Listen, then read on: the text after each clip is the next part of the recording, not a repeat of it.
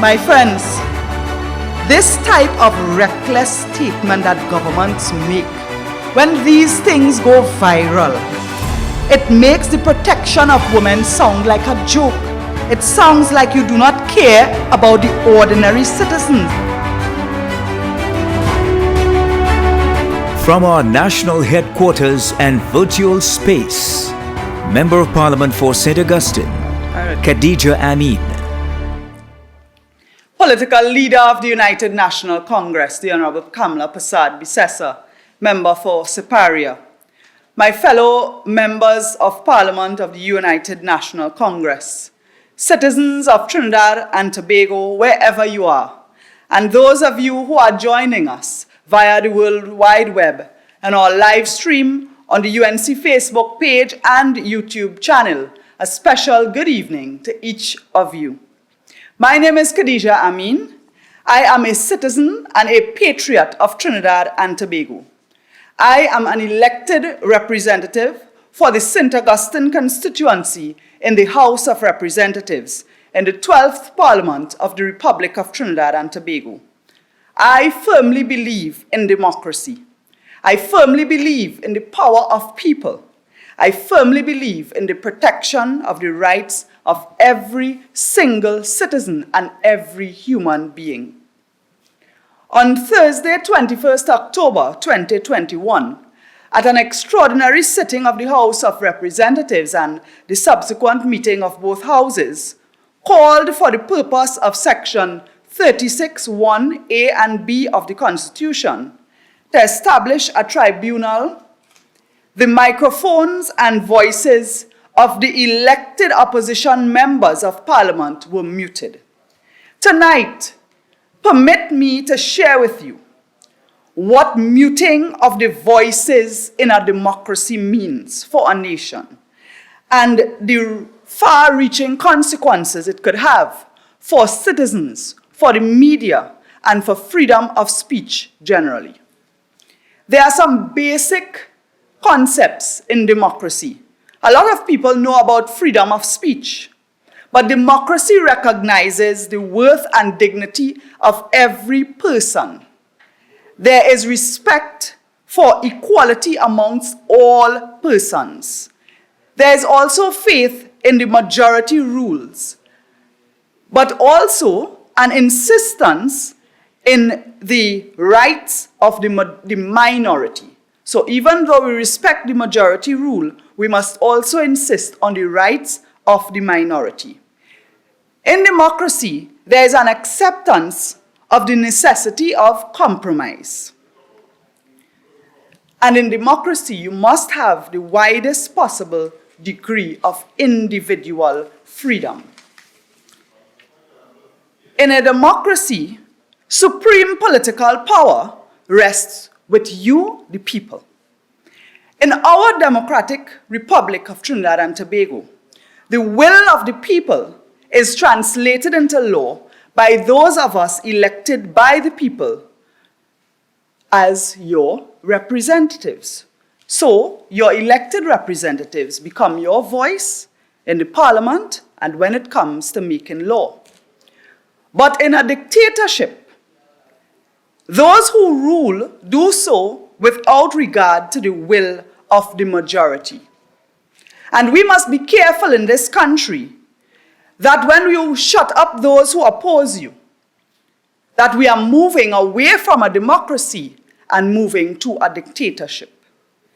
To shut up those who have a different view, to call people unpatriotic because they do not agree with you, the government, to call them UNC as if it is something so bad, is a form of silencing and muting those who have opposing views and moves us away from a democracy and towards a dictatorship. My friends, some of the cornerstones of democracy include freedom to assemble, freedom of association in terms of whom you associate with, freedom of speech. It includes equality and inclusiveness. It also, very importantly, includes the right to vote. the right for you, the citizen, to choose your government by an election. Freedom from unwarranted governmental deprivation of the right of life, liberty, and minority rights is also a key cornerstone of democracy.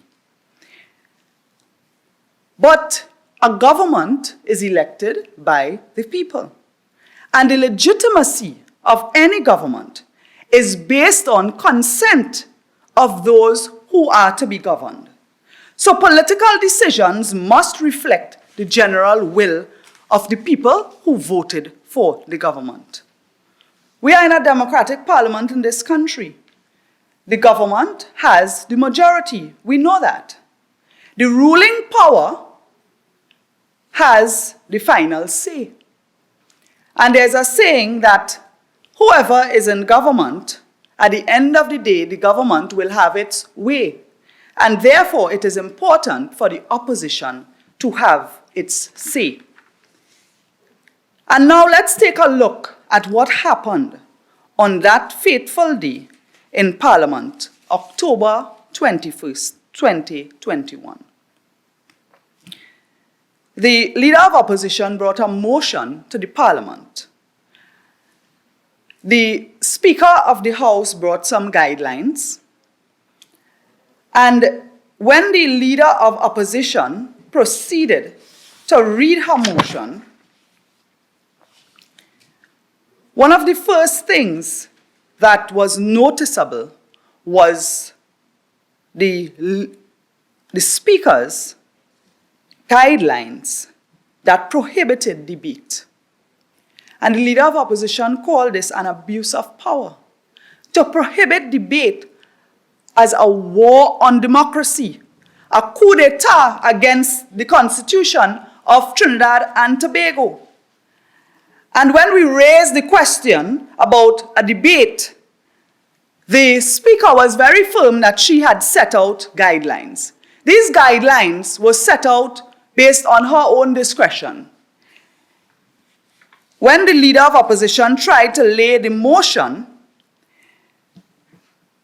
she began by reminding the Parliament that the very word Parliament comes from the word parler, which is to speak.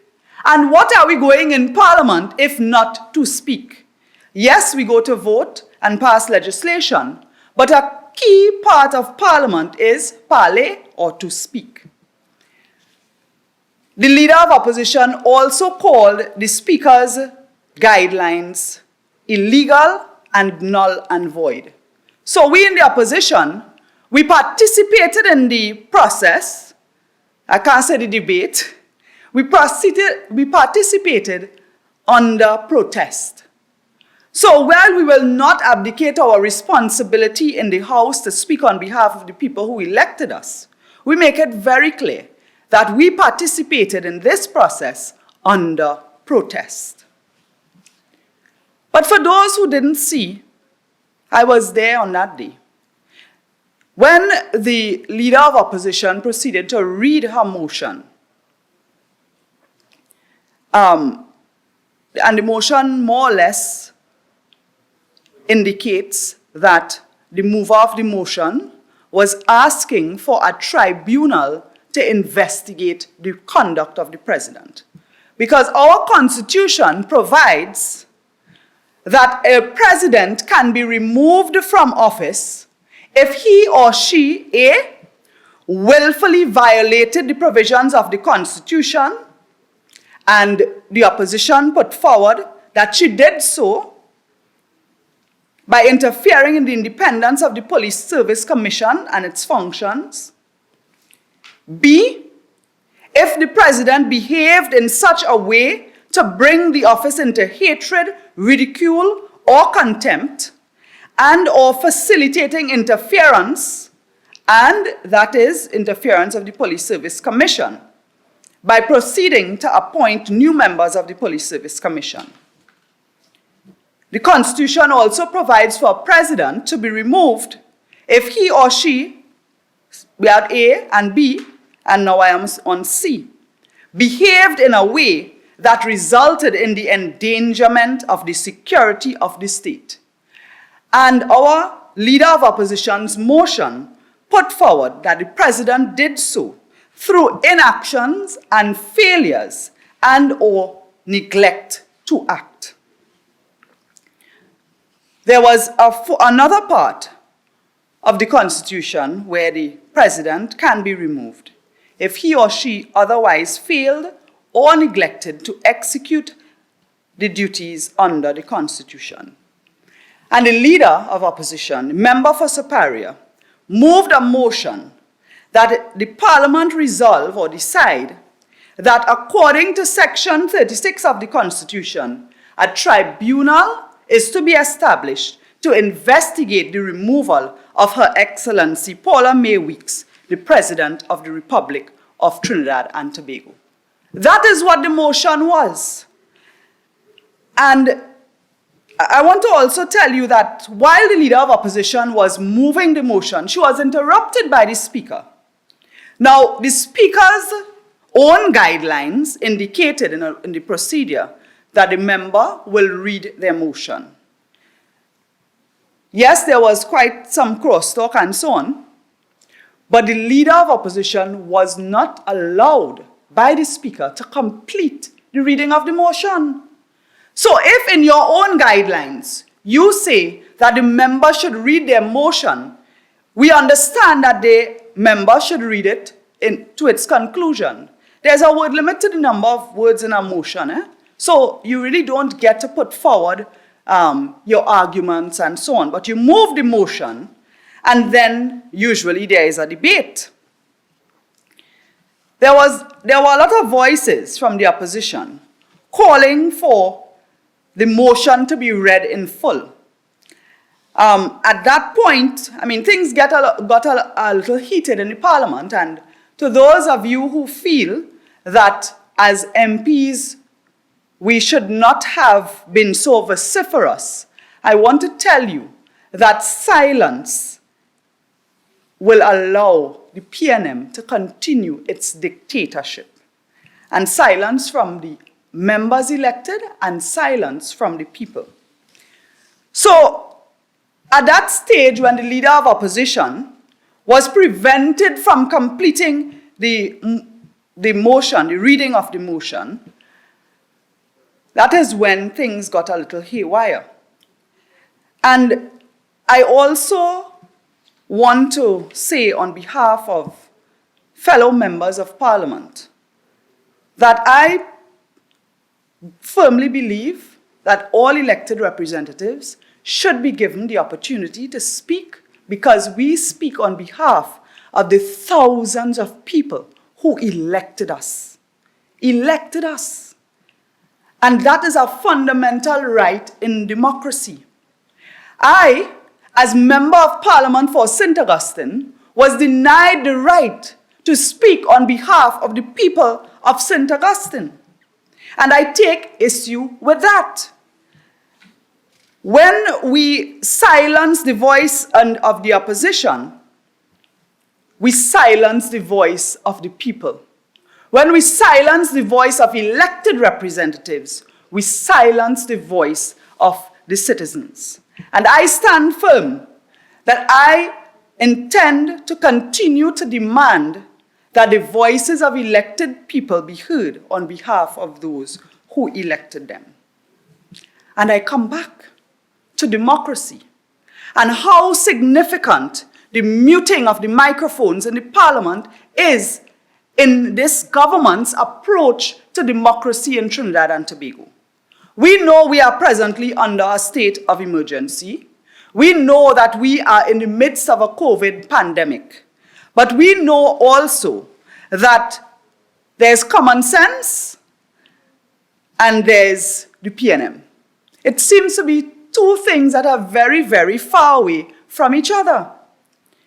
And any person who has a different view to the government is constantly finding themselves under attack.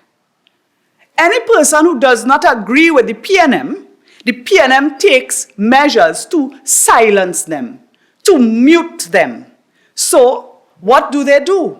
They attack your character. We saw recently with the issue of Tobago self-governance. It is only the PNM Tobago that has a view on self-governance. When Tobagonians who are well-respected people in our nation speak and they do not agree with the PNM, you know what they do? They call them unpatriotic. They accuse them of being UNC. They tarnish their character and they attack them personally. And more people are finding themselves in this situation. I want to thank the Leader of Opposition for announcing a revolution in this country. The October Revolution is here. And we as a country, we as citizens, must stand in defense of democracy in this October Revolution. This is a chance to say, I will not be silenced. I will not be muted. And the government will not take away my right to speak in this democratic republic of Trinidad and Tobago. I want to thank the people of St. Augustine who have been standing with me in this October Revolution. Whether we are gathering our voices in unity to speak about a particular infrastructural issue in our constituency, whether we are gathering our thoughts and ideas towards solutions, we will continue to speak out of the neglect. Because St. Augustine is on the East-West corridor, and we are bounded by several constituencies of the represented by the PNM. And we see roads paving over there, we see grass cutting over there, we see bridges being built over there, and over the main road is a different place. St. Augustine constituency has collapsing bridges. In the midst of Curep, you have flooding every time it rains. You have roads that are so dilapidated now that taxi fares are constantly going up. We have bridges that are about to fall down. And it was only when somebody planted some balises in the potholes on Evans Street on Republic Day that 3 weeks later a contract was awarded to pave that road. No balise grows in the constituency of St. Augustine, so it means that somebody from outside who uses that road got fed up. So perhaps the solution is to plant balise in every pothole in this country and embarrass the government into action. So we will continue to stand in this revolution to highlight the neglect of the infrastructure within the UNC constituencies, but we will also stand in defense of democracy. We stand together to ensure that this wicked PNM government, who has been taking our taxpayers' dollars to do as they want, who wants to come and take more in this pandemic when so many are unemployed, by increasing property tax and by bringing more harsh measures on our citizens and expect people to take it lying down. Well, I say to you, your chance, Trinidad and Tobago, is now. The October Revolution is on. Do not be muted by this PNM government. Let us all raise our voices and speak out. And I say, as an elected member of Parliament, you may mute my mic in Parliament, but you cannot stop me from speaking on behalf of those who elected me. I remain Khadijah Ameen, a Trinidad and Tobago citizen and a patriot. I thank you very much, and I ask you to join us in this October Revolution. Let us make a difference in this country. Thank you, and good night.